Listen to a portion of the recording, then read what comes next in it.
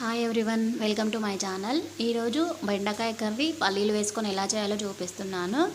ముందుగా స్టవ్ వెలిగించుకొని దానిపై ఒక గిన్నె పెట్టుకొని దాంట్లో కొద్దిగా ఆయిల్ వేసుకోవాలి. ఆయిల్ వేసుకున్న తర్వాత దాంట్లో కొన్ని పల్లీలను వేసుకొని కొద్దిగా రెడ్గా వేయించుకోవాలి. నా వీడియో మీకు నచ్చితే లైక్ చేయండి, షేర్ చేయండి అండ్ సబ్స్క్రైబ్ చేయడం మర్చిపోవద్దు.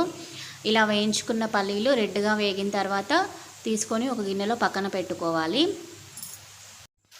బెండకాయలను కడిగి తుడుచుకొని అప్పుడు కట్ చేసుకోవాలి.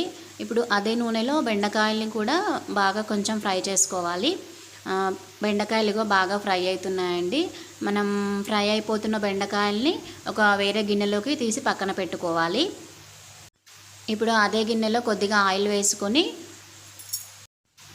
కర్రీ చేసుకోవడానికి ఆయిల్ వేసుకున్న తర్వాత దాంట్లో కొద్దిగా జీలకర్ర ఆవాలు వేసుకోవాలి. అవి కొద్దిగా ఫ్రై అయినంత వరకు వేయించుకోవాలి. ఇప్పుడు జీలకర్ర ఆవాలు ఫ్రై అయిపోయాయి. ఇప్పుడు దీంట్లో మనం కట్ చేసి పెట్టుకున్న పచ్చిమిర్చి, ఉల్లిపాయ ముక్కలు వేసి కొద్దిగా రెడ్గా వచ్చే వరకు వేయించుకోవాలి. ఉల్లిపాయలు ఒక 2 మినిట్స్ సిమ్లో పెట్టుకొని ఫ్రై చేసుకోవాలి. ఇప్పుడు ఉల్లిపాయలు రెడ్గా ఫ్రై అయిపోయాయి. ఇప్పుడు దీంట్లో కొద్దిగా పసుపు వేస్తున్నాను, అలాగే కొద్దిగా కరివేపాకు కూడా వేస్తున్నాను. వేసి బాగా కలుపుకొని మళ్ళీ ఒక 2 మినిట్స్ అలా ఉంచుకోవాలి సిమ్లో. ఇవి కలుపుతూ ఉండాలి, కింద మాడిపోకుండా ఉంటుంది. ఇవి బాగా కలుపుకున్న తర్వాత ఇవి కొద్దిగా ఫ్రై అయిన తర్వాత దీంట్లో మనం వేయించి పెట్టుకున్న బెండకాయ ముక్కలు కూడా వేసి వేయించుకోవాలి. ఒక 5 మినిట్స్ అలా సిమ్లో పెట్టుకొని వేయించుకోవాలి. ఇవి బాగా కలుపుకొని ఫ్రై చేసుకోవాలి. ఇది మూత పెట్టకుండా ఫ్రై చేసుకోవాలి. మూత పెట్టుకుంటే మళ్ళీ ఆవిరి వచ్చేసి జిడ్డులాగా అయిపోతుంది.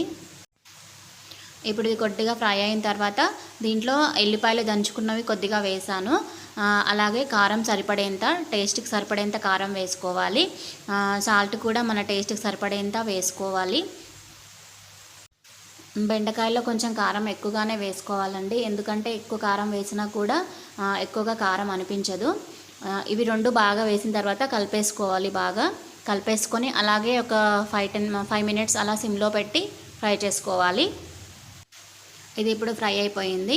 ఇప్పుడు దాంట్లో కొద్దిగా కొత్తిమీర వేస్తున్నాను. అలాగే మనం వేయించుకున్న పల్లీలు కూడా వేసి కలుపుకొని ఒక 2 మినిట్స్ సిమ్లో పెట్టేసుకొని అప్పుడు కర్రీ ఆఫ్ చేసుకోవచ్చండి. బెండకాయ కర్రీ రెడీ అయిపోయింది.